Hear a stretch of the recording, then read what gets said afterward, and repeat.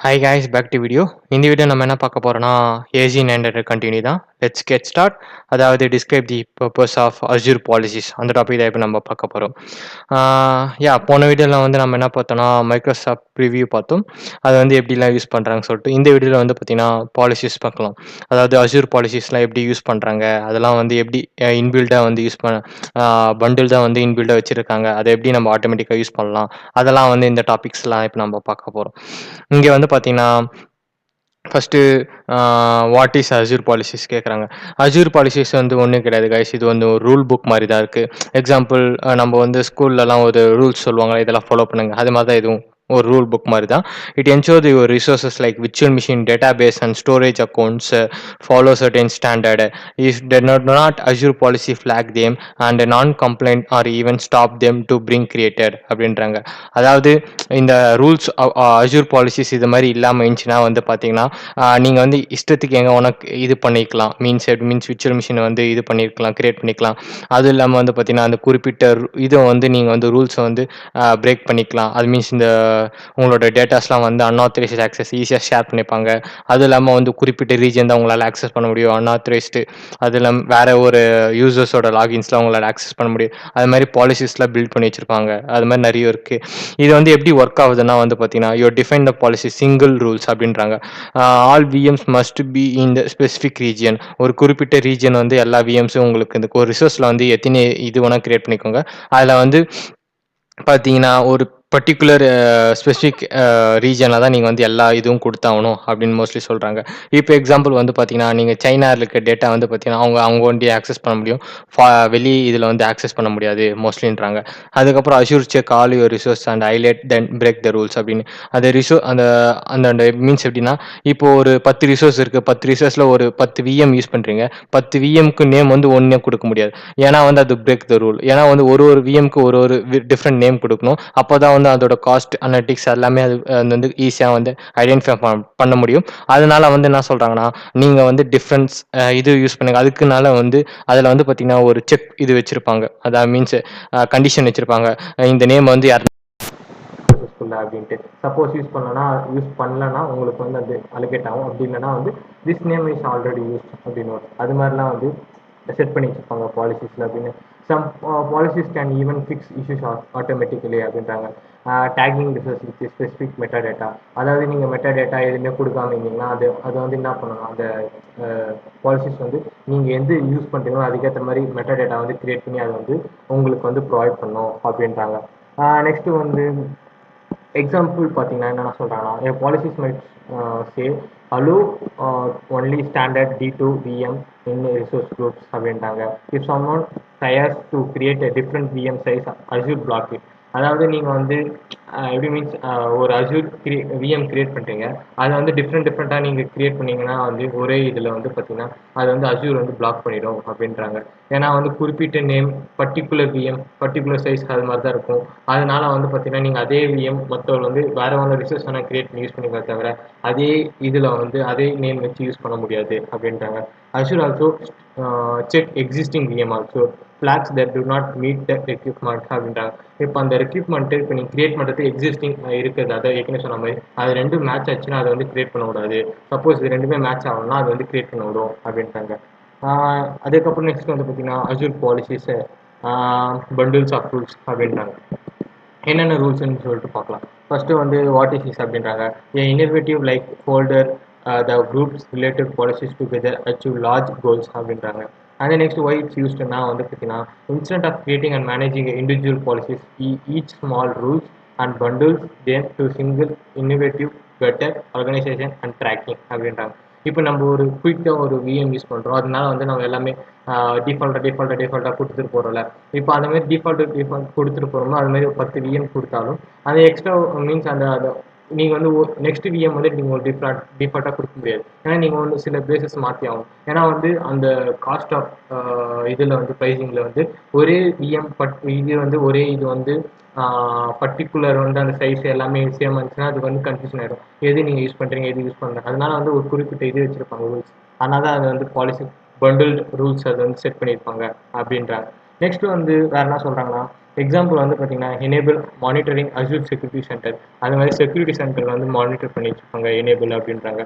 Goals monitor and ensure security for your Azure resource, அதாவது உங்களோட data base வந்து பார்த்தீங்கன்னா அந்த யார் ஆக்சஸ் பண்ணுறா அதெல்லாம் வந்து ஈஸியாக வந்து உங்களால் வந்து பார்க்க முடியும் வித்தின் இந்த ரூல்ஸ் செட் பண்ணி வச்சுருக்காங்க இன்பில்டா அப்படின்றாங்க. Monitor encryption SQL database, alert SQL database are not encrypted அப்படின்னு. இப்போ வந்து நீங்கள் ஒரு எஸ்கியூஎல் டேட்டாபேஸ் வந்து எனேபிள் பண்ணிட்டு என்கிரிப்ட் எனேபிள் பண்ணிட்டீங்கன்னா அது வந்து சாதாரணமாக இது பண்ணும். அப்படி எனேபிள் பண்ணனா உங்களுக்கு பாப்பப் என்ன ஒரு அலர்ட் பண்ணி மெசேஜ் வந்து நீ உங்கள் டேட்டா பேஸை வந்து என்கிரிப்ட் பண்ணி சேஃபாக இருங்க, அப்படி இல்லைன்னா வந்து உங்களுக்கு வந்து ஈஸியாக வந்து ப்ரீச் ஆகிறதுக்கு நிறைய சான்ஸ் இருக்குது அப்படின்வாங்க. செகண்ட் வந்து மானிட்டரிங் ஓஎஸ் வல்னரபிலிட்டிஸ், அதாவது வல்னரபிலிட்டிஸில் எப்படிலாம் யூஸ் பண்ணுறாங்கன்னு சொல்லிட்டு. Flag services without data software அப்படின்றாங்க. do not satisfy the configure OS vulnerabilities baseline, அதாவது இப்போ ஒரு ஓஎஸ் வந்து நீங்கள் க்ளவுடில் என்ன டெவலப் இது பண்ணுறீங்கன்னா அது கான்ஃபிகர் எல்லாமே வந்து கரெக்டாக மேட்ச் ஆகுதான்னு பார்க்கும். அன்ஆத்தரைஸ்டு எதனா வந்து வல்னரபிலிட்டிஸாக வந்துச்சுன்னா அது வந்து டவுன்லோட் பண்ண விட அது வந்து இது பண்ணிவிடும், பிரேக் பண்ணிவிடும் அப்படின்றாங்க. மானிட்டர் மிஸ்ஸிங் என் பாயிண்ட் ப்ரொடெக்ஷன் அப்படின்றாங்க. என்ஷூர் சர்வீஸ் ஆன்டிவைரஸ் ப்ரொடெக்ஷன் அப்படின்றாங்க. இப்போ எதனா ஒரு ஃபைல்ஸோ எதனா ஒரு டாக்குமெண்ட்ஸோ நீங்கள் வந்து க்ளவுடில் போனீங்கன்னா அதை வந்து என்ன பண்ணுவாங்க, க்ளவுட் வந்து ஃபஸ்ட்டு அதே டிஃபால்ட் ஃபயர் வால் இருக்குது அஷூர் ஆக்டிவ் டைரக்டரி, அதில் வந்து செக் பண்ணிவிட்டு என்ன பண்ணணும்னா விண்டோஸ் டிஃபென்ஸை வச்சு இதை வந்து ஃபைல்ஸ் வந்து ஓகே இது வந்து இதுவாக இருக்குது அதனால நம்ம வந்து ஸ்டோர் பண்ணிக்கலாம். அப்படி சப்போஸ் எதனா வைரஸ் இருந்துச்சுன்னா அது என்ன பண்ணலாம், அது வந்து அதை வந்து நோட்டிஃபிகேஷன் வந்து இந்த ஃபைலை வந்து எங்களால் இதை வந்து ஸ்டோர் பண்ண முடியாது பிகாஸ் ஃபைவ் மீன்ஸ் ஏன்னா இதில் வந்து பார்த்தீங்கன்னா வைரஸ் இருக்குது அப்படின்னு சொல்லிட்டு ஒரு மெசேஜ் மாதிரி சொல்லுவோம் அப்படின்றாங்க.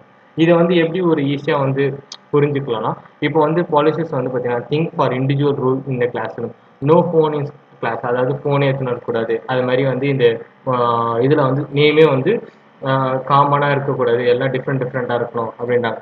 சப்மிட் அசஸ்மெண்ட் ஆன் ஃப்ரைடே, கரெக்டாக வந்து இப்போ வந்து எக்ஸாம்பிள் ஒரு கிரியேட் பண்ணிங்கன்னா ஒரு குறிப்பிட்ட இது வந்து நீங்கள் வந்து கம்பல்சரி கொடுத்தாங்க. எக்ஸாம்பிள் வந்து ஒரு எப்படி சொல் மீன்ஸ் ரீஜன் வந்து ஜியோகிராஃபிக் ரீஜன் கொடுக்கும்போது சப் ரீஜன் கொடுக்கணும் கம்பல்சரி கொடுத்தா. அப்படி கொடுக்காம நீங்கள் இது யூஸ் பண்ணிங்கன்னா அதை வந்து இது உங்களுக்கு வந்து விர்ச்சுவல் மிஷினே கிரியேட் பண்ணாது அப்படின்றாங்க. அது மாதிரி சொல்கிறாங்க. நெக்ஸ்ட்டு வந்து வேறு என்ன சொல்கிறாங்கன்னா கீ ஃபீச்சர்ஸ்லாம் என்ன இருக்குன்னா இன்ஹெரிட்டன்ஸ் வந்து பார்த்தீங்கன்னா set policy for high level அப்படின்றாங்க. சஸ்பிஷன் அதெல்லாம் இருக்குது. பில்டின் பாலிசிஸ் நீங்களே ஒரு பில்டின் பண்ணலாம் அப்படின்றாங்க.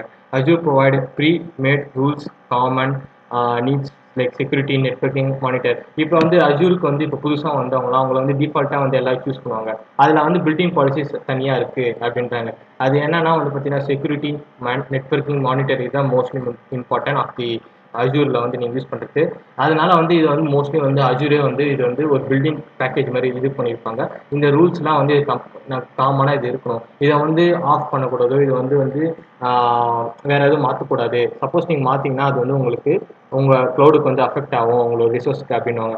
ஆட்டோமேட்டிக் ஃபிக்ஸிங்லாம் நிறைய இருக்குது. எனேபிள் எல்லாமே பண்ணிட்டீங்கன்னா ரூல்ஸை வந்து ஆட்டோமேட்டிக்காக வந்து எதனா மிஸ்ஸிங், அதாவது மீன்ஸ் எப்படி மீன்ஸ் மெட்டாடேட்டா அப்படி இல்லைனா வந்து எதனா ஒரு